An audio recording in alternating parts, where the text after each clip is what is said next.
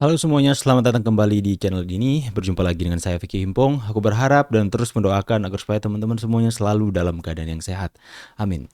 Ya, masih menjadi misteri siapa yang akan menjadi calon wakil presidennya Pak Ganjar Pranowo. Ada yang mengatakan Ridwan Kamil, ada yang mengatakan Sandiaga Uno, ada juga yang mengatakan Pak Kiai Said, ada juga yang sangat menyukai bahwa Pak Ganjar ini dipasangkan dengan Pak Mahfud MD yang juga adalah orang dari NU, yang dimana mereka melihat bahwa sejarah selalu menunjukkan bahwa PDIP itu selalu berbarengan dengan NU.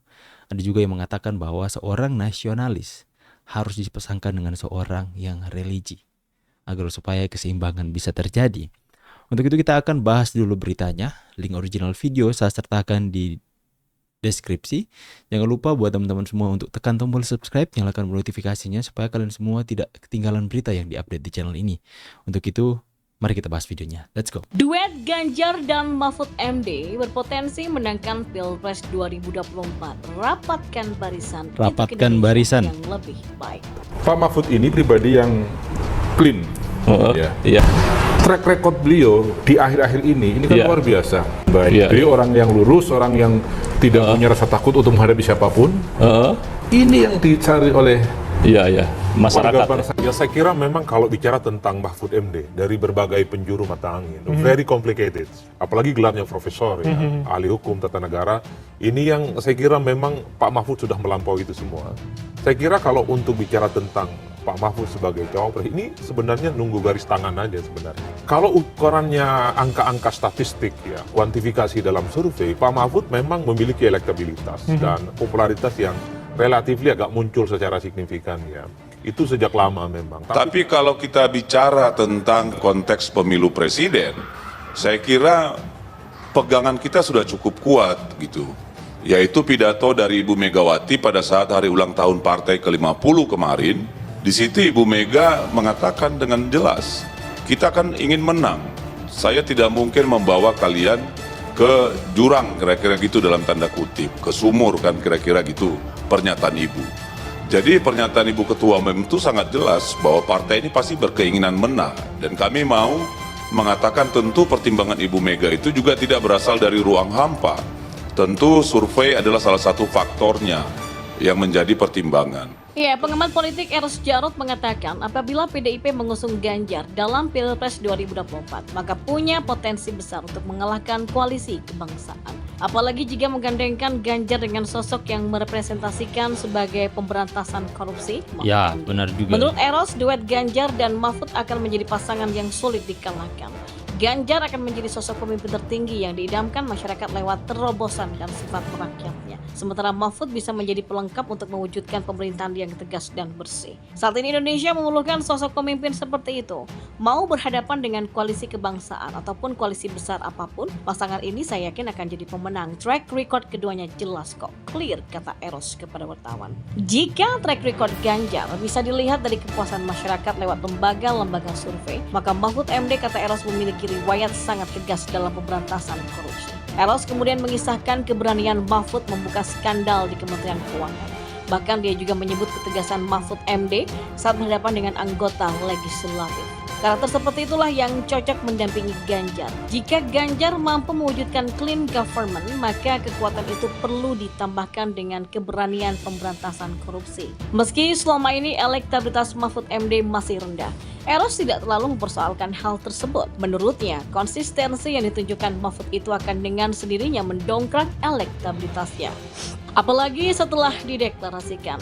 Ditambah keduanya tidak punya beban sejarah apapun, sosok seperti itulah yang tepat untuk menata Indonesia ke depannya. Sementara jika melihat koalisi kebangsaan, kata Eros, bagian besar di sini diisi oleh orang-orang yang punya beban sejarah karena punya singgungan dengan Orde Baru. Apalagi Ketua Umum Partai Gerindra, Prabowo Subianto. Menurutnya, spirit reformasi mesti tetap dipegang agar Indonesia tidak berjalan mundur. Oh ya, kita semua tahu bagaimana monopoli yang dilakukan Orde Baru dan itu sangat merugikan Indonesia. Sangat-sangat merugikan. Maka jangan sampai Indonesia dikembalikan ke tangan mereka, ujarnya. Selain terbebas dari dosa politik masa lalu, Eros mengatakan Ganjar dan Mahfud MD membawa optimisme di masa mendatang. Ada dua alasan yang disebut oleh Eros. Yang pertama, lewat clean government, dan yang kedua, pemberantasan korupsi.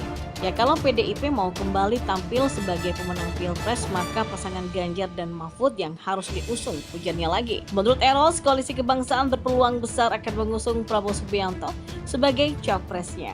Sementara untuk posisi cawapres akan jadi tarik ulur antara anggota koalisi, seperti yang terjadi pada Anies Baswedan lewat Koalisi Perubahan. Dan lebih lanjut, menurut praktisi hukum Taufik CH, dia menilai Ganjar patut memperhitungkan Mahfud MD di Pilpres 2024. Menurut Taufik, Ganjar dan Mahfud sosok yang paling layak untuk memimpin Indonesia pada Pilpres 2024 mendatang. Hal itu disampaikan Taufik dalam kanal YouTube di Pada Suka TV, dikutip pada Senin 21 November 2022. Pak Mahfud ini pribadi yang clean. Yang kedua, track record beliau ini di akhir-akhir ini luar biasa. Kasus Sambo dia mendorong sedemikian kuat sehingga terbongkar jaringannya.